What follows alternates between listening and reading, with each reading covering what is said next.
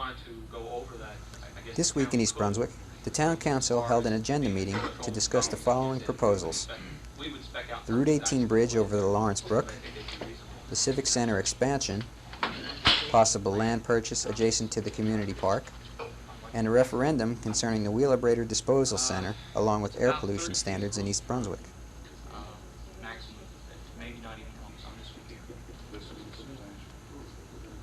The proposed Route 18 bridge project was presented by Township Engineer Bill Tanner and discussed among the council members. The plan calls for widening the bridge from 2 lanes in each direction to 3. Local residents were given the chance to include their recommendations on the project. Here are some of the excerpts from the meeting. Bill, did you talk the proposal, the alternative, the third proposal over with the DOT yet? No. I talked to my council first and then talked to this Well, department.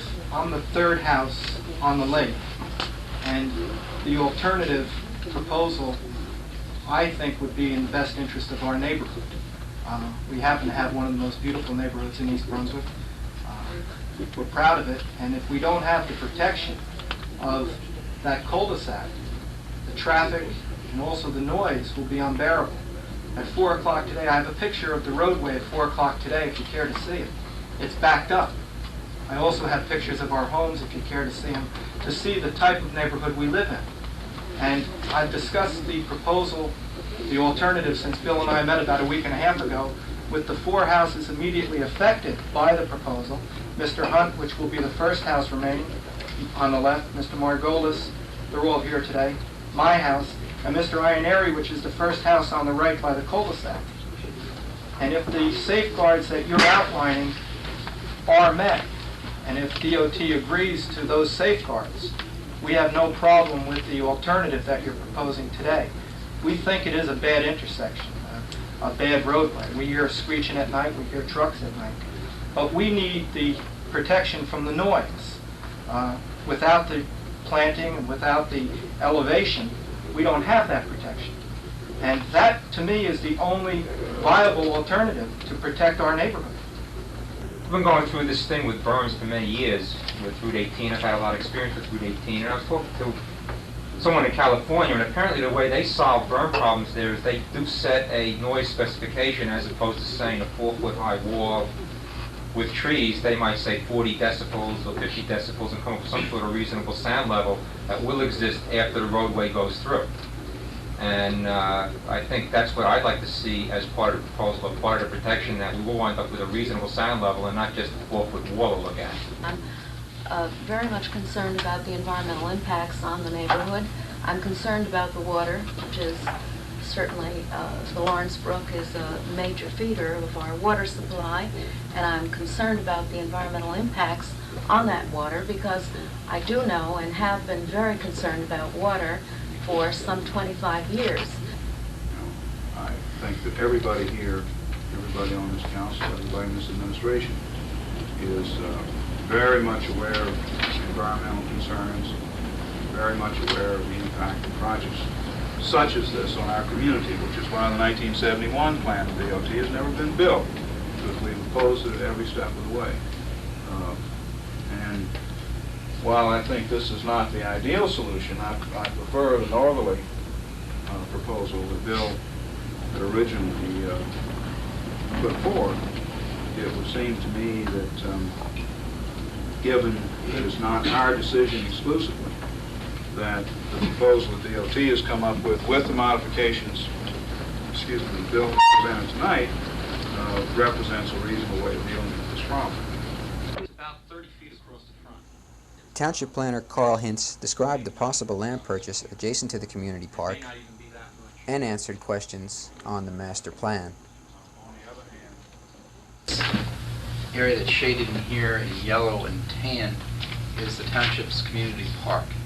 The lake system is shown in here, and the existing wooded area is shown in here.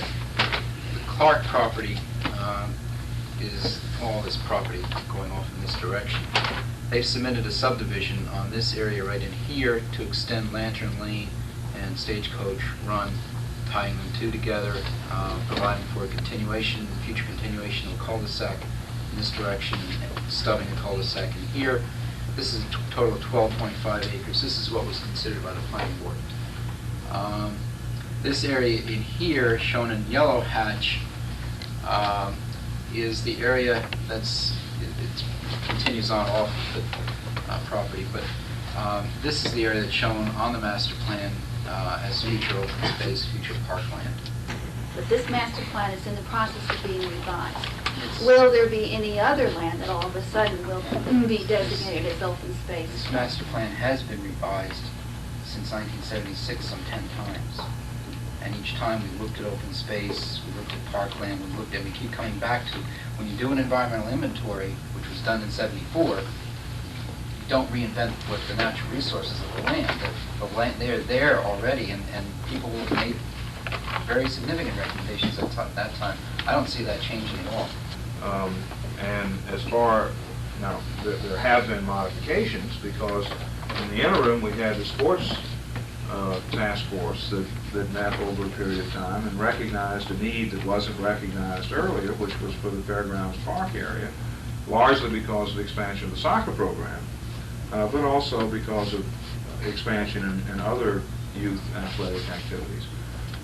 So that's not to say that it's never, that no one is ever going to come along and modify it, but it's clear that the process that was going through from really beginning in 1973 resulted in a listing and designation on the master plan of a long-range open space plan for the community. Yep. Councilman Joseph Hudak gave his thoughts on the proposed Wheelabrator Fry Disposal Center at the Edgeboro Road landfill site. His proposal was then taken up and discussed by the town council. Fine, why don't we have Director Parrish All look right. at it? Good. Report back to us in All right. 2 weeks, okay? I think it would behoove us. Now, on this Wheelabrator Fry, I'm probably going to change most of my proposal. I've talked to a number of people, and I want to make it as simple as I possibly can. I do think in a major issue in the town of East Brunswick, that in a democratic process that people should be given the opportunity to vote on this referendum. I boiled it down to a non-binding referendum, so there won't be too many complications. As far as timelines, the timelines that I would suggest on the resolution or ordinance is it could be next year, because I received this document from the Middlesex County Solid Waste, and the timelines aren't that critical that it has to be immediate. So all I'm doing is, I feel that to make a stance, if in turn the people here, the processes go on, there may be a few hundred people listening to the process. I feel that with 19,000 registered voters in East Brunswick, that they should be given an opportunity to vote on such a critical thing that normally comes into our town. I think that by putting it on the ballot, I think that the community has a say.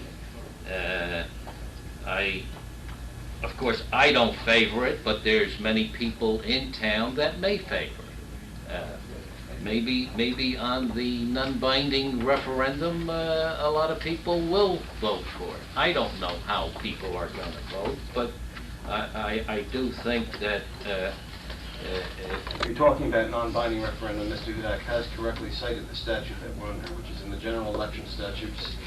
Title 19 in 1937-1 specifically would allow the Township Council to adopt a resolution, it would not have to be an ordinance, seeking to ascertain the sentiment of the voters, but the statute is clear on its face that such a request has to be filed with the county clerk at least 60 days prior to the next ensuing general election. Now, the next ensuing general election is November 3, 1981. In any way you count it, today is September 8, and if you had an emergency meeting tonight, and if you passed it tonight and notified the clerk tomorrow, you are not 60 days prior to the next ensuing general election. May I finish this? Mr. Hudak also said, I don't care when you make it effective, you can make it the following year, next year. As I read the statute, you could not adopt a resolution at any time before November 3, since the next ensuing election is November 3. You could consider this request any meeting after November 3 to put it on for 1982. All right, well, there's another point that you bring up in your original resolution that I would like to pursue a little bit, and that is the question of looking at our air quality standards, which I really think we ought to do in terms of examining our ordinances. I think that the criteria that is being developed by that study might be able to be used to plug into here, and I think that I would like to direct Mr. Bush and the other members of the council, of the administration, to begin looking at the various options that we have in terms of air quality standards and what we might develop there, being stricter than the existing state air quality standards or even our existing ordinance. If I may, Mrs. The East Brunswick Division of Recreation is presently accepting applications for the positions of instructors for aerobics, beginning tumbling, and floor exercise, little folk tumbling, as well as a woodworking specialist for the Camp Daisy program. If you are interested in any of the above positions, please call the division headquarters at 254-4600, extension 254, to arrange for an interview. The phone number again is 254-4600, extension 254. Thank you.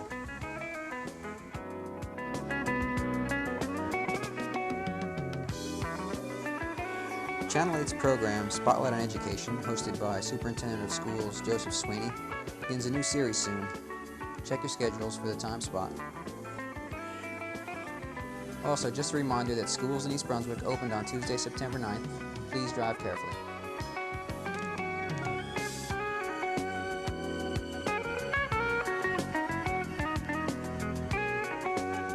Brigitte Wachs, illustrator, textile designer, and director of the Wachs Brass Rubbing Center in Englishtown, New Jersey, is displaying some of her works this month in the East Brunswick Public Library.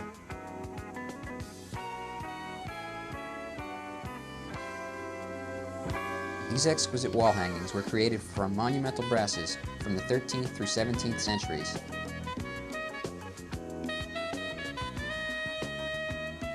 Lectures and demonstrations at the Brass Rubbing Center are open to organizations. Workshops may be set up at the center, or groups may arrange for a session at a hall selected by the organization. All materials and instructions are included in the fee for rubbings, which varies according to the size of the brass, ranging from $1 to $25. For more information, call the Brass Rubbing Center at 201-536-5798. That's 201-536-5798.